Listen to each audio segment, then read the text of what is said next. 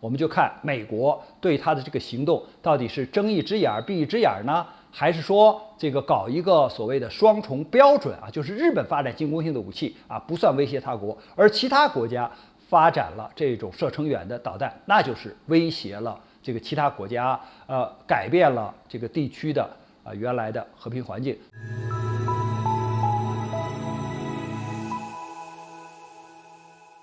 大家好，我是曹伟东。最近呢，日本放出一条消息，说它的陆上自卫队将把陆基上的这种导弹射程100公里的120的这种导弹呢，要把它射程增加10倍，就是达到1000公里。那么这个数量呢，也要建造1000枚。那么这个射程的1000和它这个数量的1000。那么说明了它背后的什么意图呢？因为我们知道，首先日本的这个防卫政策是专守防卫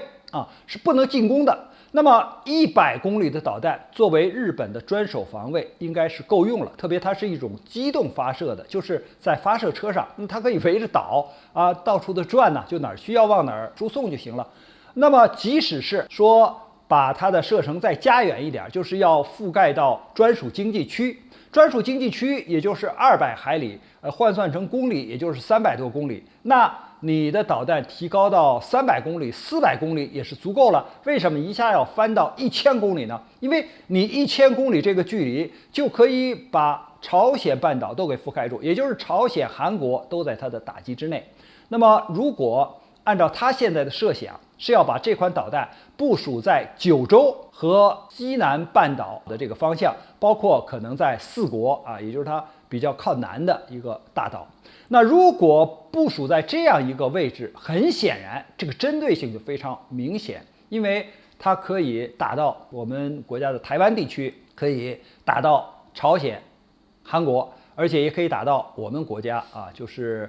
沿海的一些地区。那这就对邻居构成了威胁，所以我们看就是日本在从这个行动上突破和平宪法的这个限制。那么它建造这样的导弹，必然要得到美国的应允，因为美国最开始对韩国也是束缚的，就是这个导弹的射程不能超过100公里。后来呢，根据半岛局势的变化，它给韩国松了绑，允许它发展射程就是300公里左右的地对地的弹道导弹。那么现在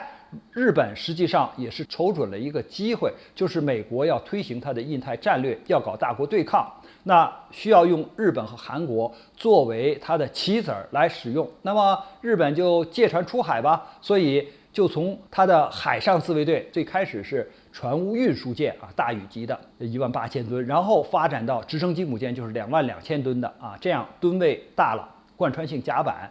也有了，而且直升机也能起降了，然后发展到这个出云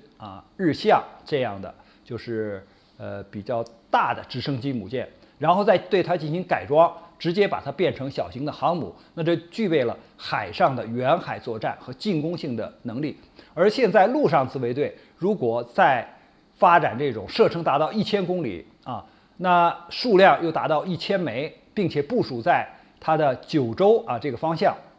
那显然是针对中国大陆，还有这个中国大陆台湾地区。那这也背后隐含着日本在未来台湾海峡两岸要如果发生冲突的时候，它要介入。还有呢，就是它要用这样的导弹，可能在军事冲突发生的时候，或在军事行动的时候呢，要对相关的重要的海上通道进行这种控制。那也就是说，他要借着为美国当马前卒的这么一个角色来发展自己的军力。而他一旦就是发展了这样的能力之后，显然在事实上就已经突破了和平宪法，因为它具有了进攻性的能力。还有一个呢，它这个数量已经对其他国家构成了这种威胁和打击的能力。那么本来嘛，按照和平宪法它是没有交战权的，但是它现在强调一点，就是如果为了自己的防卫也是要进行反击的呀，那他可以说他已经受到了威胁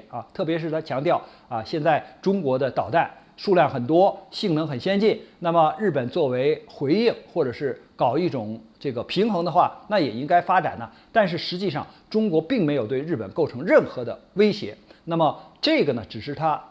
拿出来的一个借口，或者是有意的抹黑中国，